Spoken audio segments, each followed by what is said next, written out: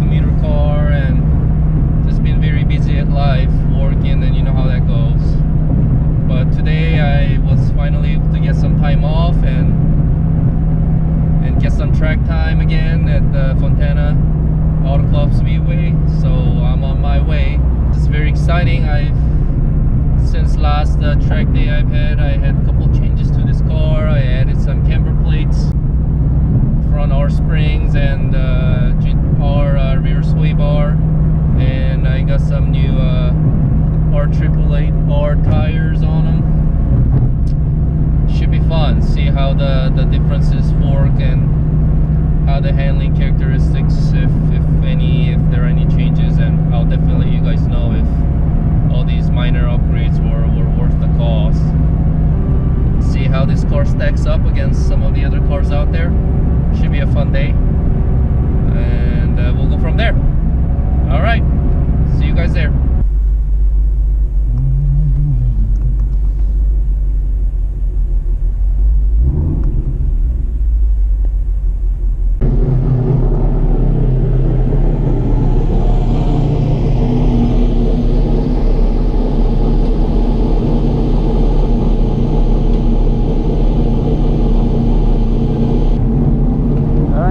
We're finally here, getting set up and ready. Gonna have to focus here a little bit. It's a brand new tire. I gotta make sure it kind of breaks it in good. And there's a couple race cars here as well. Pretty intimidating stuff, man. Those cars sound pretty beastly. I heard some of them run minute 37 here, so that's pretty crazy. I don't know if you guys can hear me, but yeah, I'm probably gonna be silent for a session here, just trying to get hold of the new setup and see if there's anything wrong, and try to stay safe out there. That's the most important thing, you know. Nobody's competing for a trophy here. Just have fun and enjoy. That's the biggest thing in track days. There they go. Alright, some heat on these tires.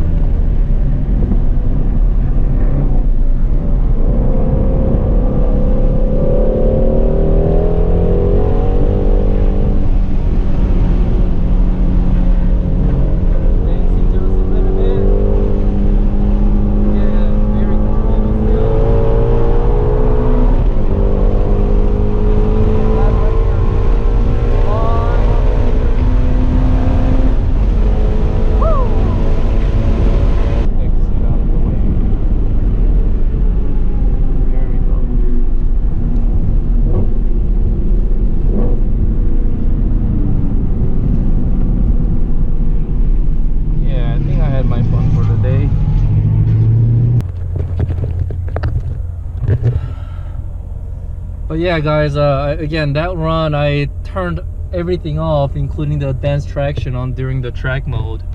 And I was a little scared just because when I had the advanced traction on, especially on that very last corner that goes into the front straight, it's very bumpy, and I could feel it kick in multiple times during the bumps.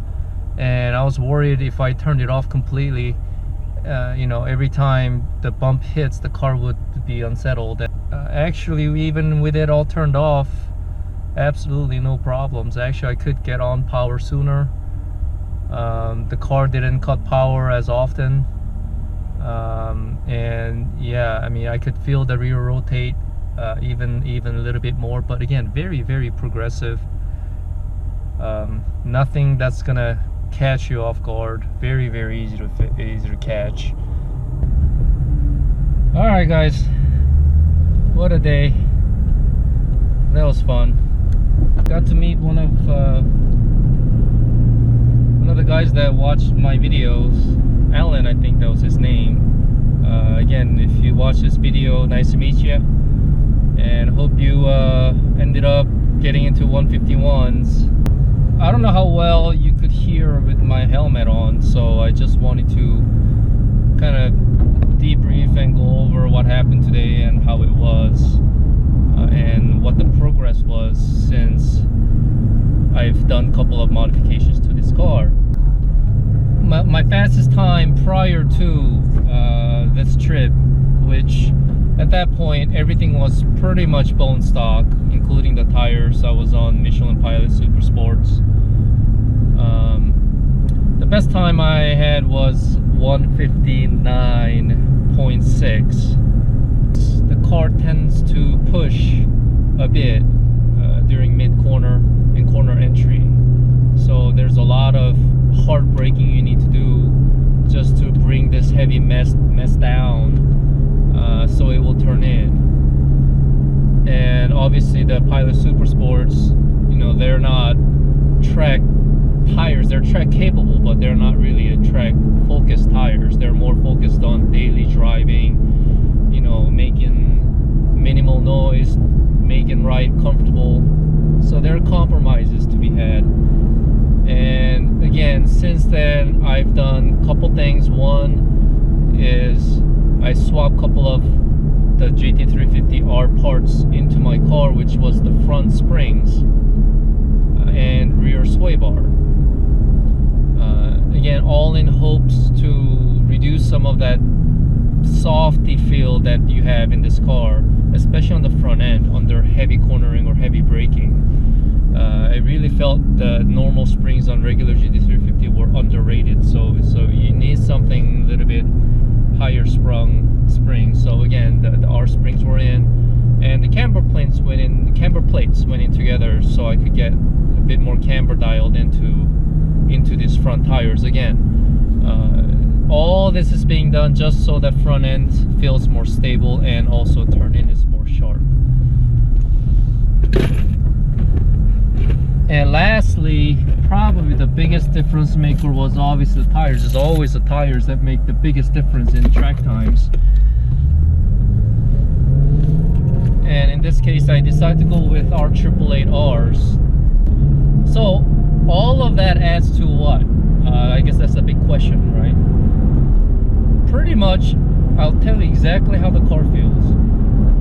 Even with everything turned off, meaning just from pure mechanical grip standpoint, with none of the electronics getting involved, the car, the harder I push, the turn in is, there's almost zero understeer.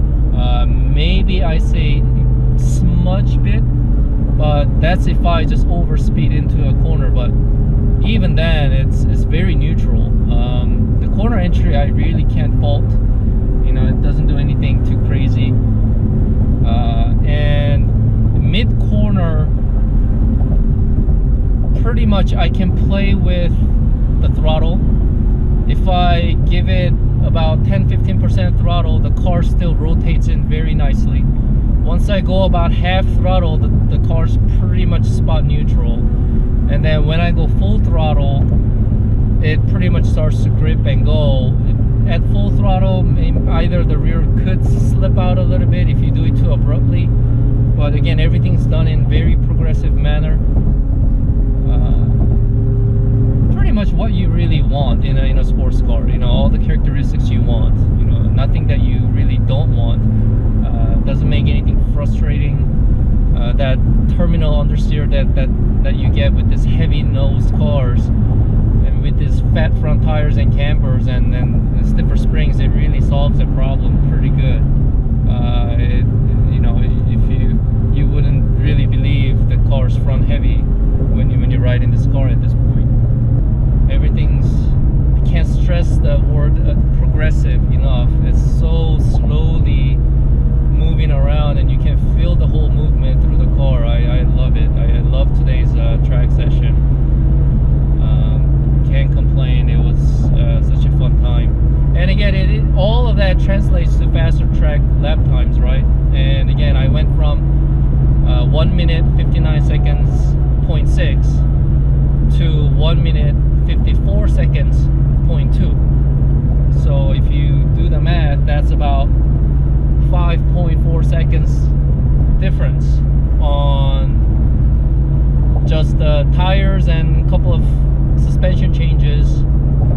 And generally going from Pilot Super Sports to you know, Cup 2 equivalent tires, about 2 minute track, you're generally gaining about 2 seconds, about a second every minute on a track. That's the general consensus.